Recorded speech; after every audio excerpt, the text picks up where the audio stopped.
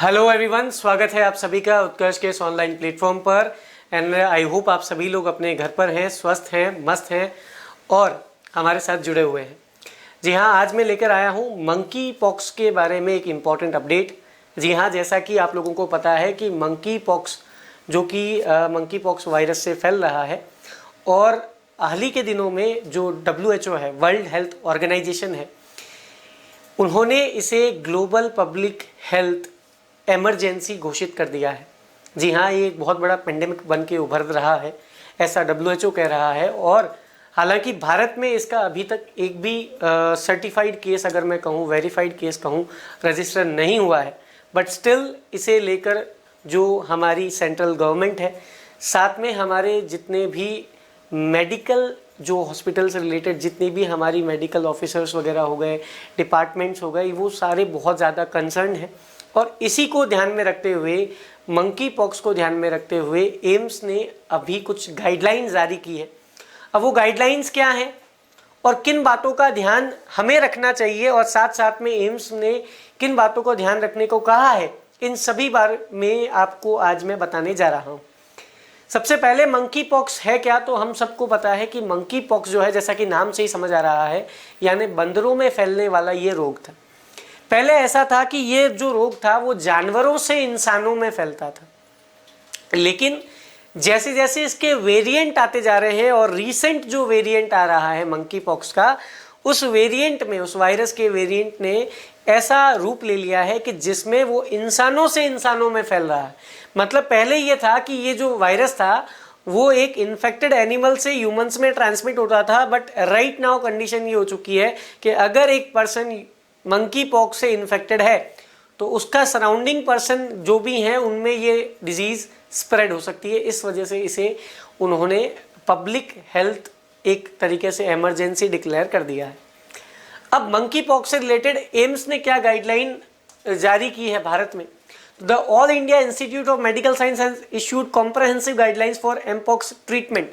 उन्होंने ये बोला है कि सर्टेन प्रोटोकॉल्स को आपको फॉलो करना है, सर्टेन गाइडलाइंस को फॉलो करना है। सभी एम्स हॉस्पिटल में ये गाइडलाइन भेज दी गई है कि आपको इन बातों को ध्यान में रखना है, ये चीज़ें आपको फॉलो करनी है कि हमें किस तरीके से इसका ट्रीटमेंट करना है। गाइडलाइंस क्या रहने वाली? The AIIMS guidelines comes days after the World Health Organization declared mpox as a global public health emergency. मैंने आपको बोला जैसा कि WHO ने इसे ग्लोबल हेल्थ पब्लिक इमरजेंसी घोषित कर दिया है। और India has not reported a confirmed case during the current global outbreak, but AIIMS has asked hospitals to take proactive steps to prepare and protect public health. तो एम्स ने पहले ही बोल दिया कि भैया अपने को पहले से प्रिकॉशंस फॉलो करने हैं, अपने को पहले से ट्रीटमेंट की गाइडलाइन फॉलो करनी है कि इसी तरीके से हमें ट्रीटमेंट करना है। जैसे उन्होंने सबसे पहले बोला है कि इनिशियल असेसमेंट एंड ट्रायज, सबसे पहले उन्होंने बोला है कि इनिशियल असेसमेंट करना है। ट्रायज में आपको, जैसे ही आप एक पर्सन कोई आता है आपके वहाँ पर हॉस्पिटल में आता है, वो कहता है कि मुझे एमपॉक्स के सिम्टम्स लग रहे हैं, कि मुझे ऐसा लग रहा है कि शायद मुझे एमपॉक्स है, या मैं उस पर्सन के कांटेक्ट में आया था जिसे एमपॉक्स है, तो सबसे पहले एम्स में हॉस्पिटल के जितने भी इंचार्जेस हैं, जितने भी मेडिकल ऑफिसर्स हैं, वहाँ पर डॉक्टर्स हैं, उनका पहला काम ये होना चाहिए कि इनिशियल असेसमेंट करना है। यानी upon arrival in the triage area of the emergency department, patients presenting symptoms such as fever, rashes, or who have a known history of contact with confirmed mpox cases should undergo immediate assessment। हाथों हाथ उसे immediate assessment में लेना है। This initial evaluation is crucial for identifying potential cases, जिससे हमें ये identify करने में हेल्प होगी कि कितने पोटेंशियल केसेस और इंडिया में बन सकते हैं। सिम्टम्स टू आइडेंटिफाई एमपॉक्स, दूसरी चीज गाइडलाइंस में ये दी गई है कि पहले आप एमपॉक्स में उसे एमपॉक्स है या नहीं, उससे पहले आप ये देखें कि क्या उसके जो सिम्टम है वो एमपॉक्स से मैच कर रहे हैं क्या। मतलब जो पेशेंट आपके पास आया है और वो ये दावा कर रहा है कि शायद उसे एमपॉक्स हो सकता है या उसमें एमपॉक्स के सिम्टम है, तो यू हैव टू आइडेंटिफाई कि क्या वो सिम्टम मैच कर रहे हैं क्या। तो सिम्टम उन्होंने बोले हैं, जो गाइडलाइन में सिम्टम्स आए हैं कि एमपॉक्स के ये सिम्टम्स हो सकते हैं, तो गाइडलाइन में सिम्टम्स जो दिए गए हैं, those are fever, headache, muscle ache, back pain, swollen lymph nodes, chill, exhaustion, distinctive skin lesions. देखिए, स्किन लेजन्स का मतलब हो गया स्किन पर वो धारियां बनने जैसा हो जाएगा, स्किन थोड़ी उतरने सी लगेगी, पपड़ियां जो बन जाती है वो वैसे लगने लगेगा। हेडेक होगा, मसल पेन होगा, बैक पेन होगा, लिम्फ नोड स्वॉलन हो जाएंगे, वो इन्फेक्शन को दिखाते हैं generally. These lesions typically begin as a maculopapular rash evolving into vesicle and pustules which are characteristic of this disease। देखिए पस जमने लग जाएगी, फुंसियां होने लग जाएगी, उनसे लिक्विड निकलने लगेगा, वो रैशेस की तरह फैलने लगेगा, ये सारी चीजें इसमें रहती है। मतलब पहले इनिशियल लेवल पे तो नॉर्मल रैशेस टाइप में रहने लगेगा, खुजली चलने लगेगी, नॉर्मल चकते बनने लगेंगे, फिर वो धीरे धीरे बड़े होने लगेंगे, फिर उनसे लिक्विड वेसिकल की फॉर्म में लिक्विड निकलेगा, फिर जगह जगह वो चकते फैलने लगेंगे। ये थोड़ा सा इसके सिम्टम रहते हैं। इमीडिएट आइसोलेशन, अगर हमें ये कंफर्म होता है कि इस पर्सन में एमपॉक्स के सिम्टम्स हैं, हाथों हाथ उसका आइसोलेशन कर दिया जाना चाहिए। तो patient suspected of having mpox must be प्रमोटली isolated to prevent the spread of the virus. AIIMS has coordinated with some of the Delhi hospitals including Safdarganj Hospital, Ram Manohar Lohia Hospital and Lady Hardinge Hospital to ensure that isolation facilities are prepared to effective patient management।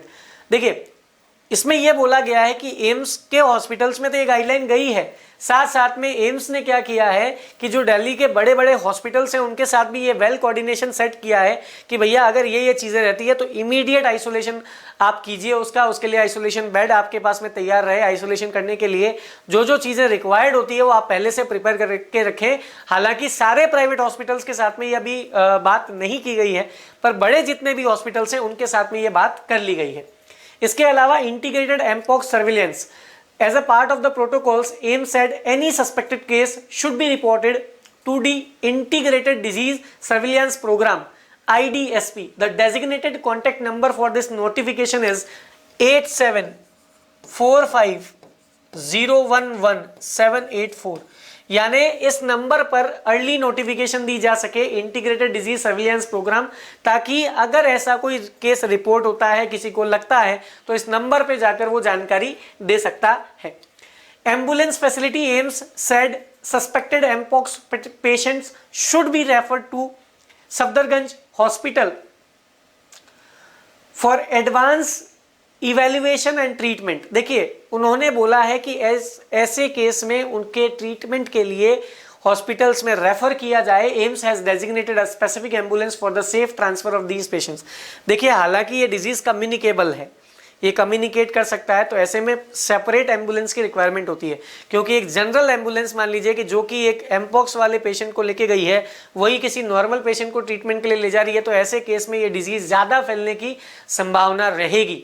तो ऐसे case में AIIMS ने बोला है कि आप इसके लिए एक स्पेसिफिक एम्बुलेंस अलग कर दें जो केवल और केवल इसी को ट्रीट करने में काम आए, ऐसे ही पेशेंट्स को ले जाने में काम आए, so that they receive specialised care without undue delay, ताकि कोई डिले ना हो।